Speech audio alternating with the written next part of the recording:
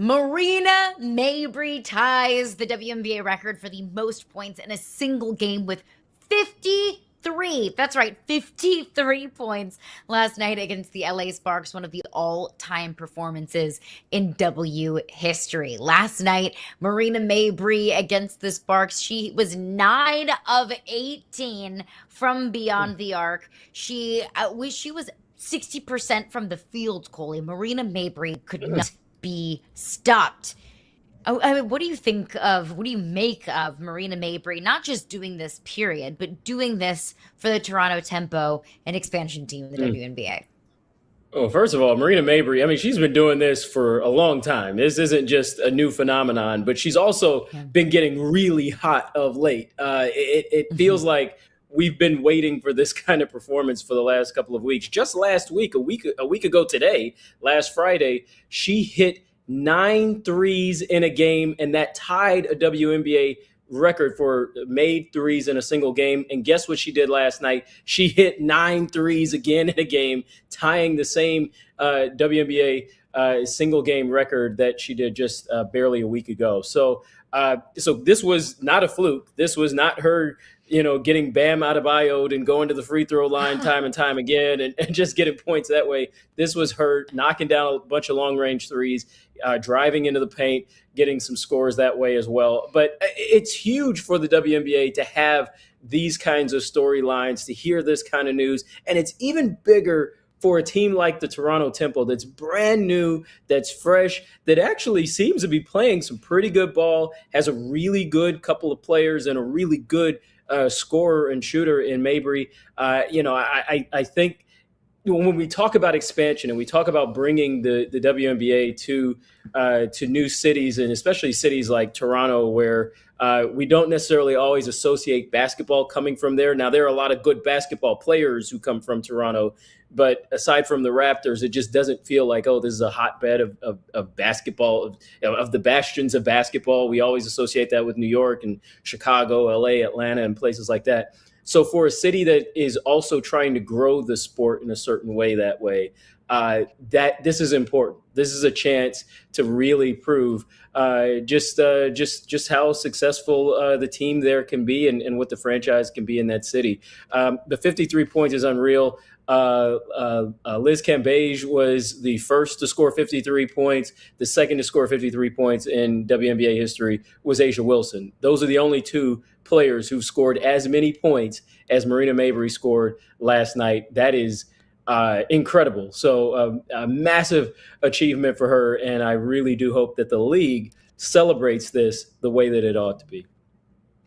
Pretty good company to be in with Liz Cambage and A'ja Wilson. Now Marina Mabrey joins very rarefied air. And it did kind of feel like this was coming. She just had a 37-point performance. She's been averaging more than 20 points a game.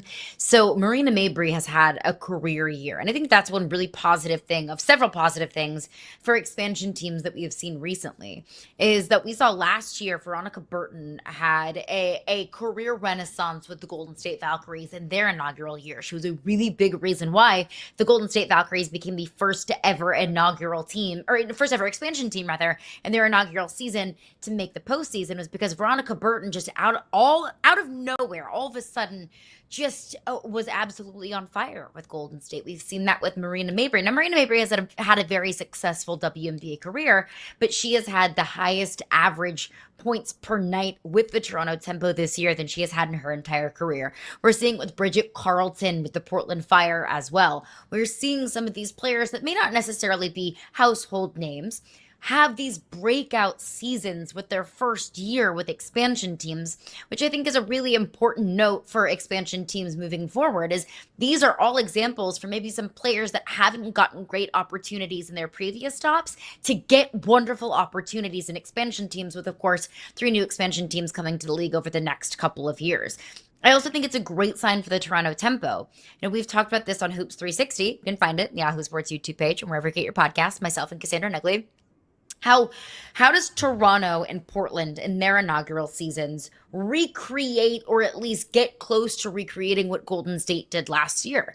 Golden State is the highest valued WNBA team and it's only its second year. Golden State made the postseason. Golden State went from being a team that we thought would just kind of be floating around the bottom of the league in standings to then being a playoff team. That's a really high bar for future expansion teams. Here we see Toronto and Marina Mabrey having a record-breaking performance. Here we see, the Portland Fire having some massive wins on their schedule. And whether that comes to fruition in a postseason berth or not, we at least have really interesting and fun basketball and fun performances that we can watch. I've said it before, I'll say it again.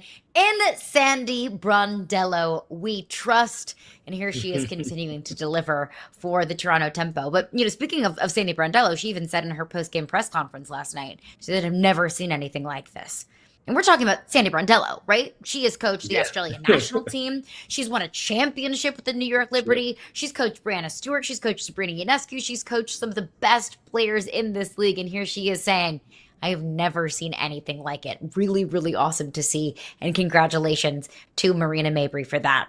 But some more WNBA news here. The league has given Alyssa Thomas of the Phoenix Mercury a flagrant foul, for her fist to the throat of Caitlin Clark that we saw on Wednesday night in the Fever and Mercury's matchup. She'll be suspended for 1 game with that flagrant 2. Of course, this was a move, an action in the game that was not called for a foul in the moment, that has then gone viral on social media. Coley, did the league get it right, issuing a flagrant 2 to Alyssa Thomas?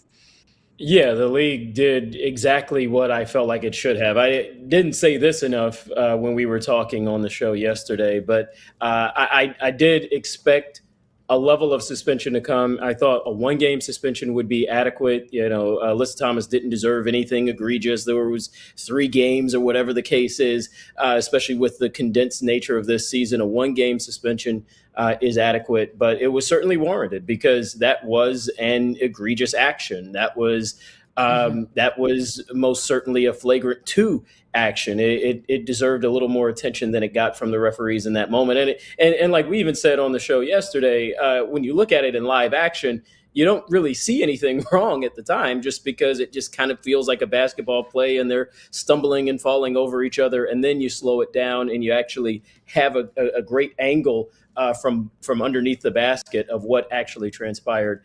And that was something that deserved a flagrant 2. She should have been ejected from the game in that moment of time. But since that didn't happen, a 1-game suspension will suffice. And that'll happen this weekend. Alyssa Thomas won't be playing on Saturday in the Mercury's next game. That being said, I don't know if it's going to be enough to quiet the controversy. I think the controversy is still going to go on. The only other solution that I had when we talked about this yesterday was the league just sitting down with players some point in the very, very near future, whether it's this weekend or Monday or some point soon, and saying, hey, this is what we're going to allow. This is what we aren't going to allow. We need to come to a little more of a consensus on this. We need to come to a common ground because we want a fun, competitive, intense kind of play, but we also need to toe the line of respectability in terms of sportsmanship and not going over the line and harassing one specific player or harassing any players. In some ways you could argue that certainly did feel targeted with Caitlin Clark, but Caitlin also has probably deserved some level of heat. Not quite that kind of heat. That's egregious heat, but certainly she may have warranted some level of attention and focus that's been put on her. Either way, I do agree that the suspension should have happened. So I'm glad to have seen that. The league did get it right. Look, Alyssa Thomas is known to be a physical and aggressive player, but it can't cross the line. I'm all for physicality. I'm all for competitive fire. Give me more of it. We need more of it in sports. But you have to know when enough is enough. You have to know what is crossing the line. And what Alyssa Thomas did on Wednesday night was crossing the line. It was egregious. It was too much. It was too far. And I hope that the WNBA didn't feel pressure from the court of public opinion to make this move. I hope that the WNBA felt like they did it because it was the right thing to do. And what the WNBA needs to do is be more vigilant and not letting the game get to this level of physicality, because the league is not good or as good whenever the superstars are hurt because the game got too physical. It doesn't need to look like a WrestleMania match. So consistency in officiating is of the utmost importance.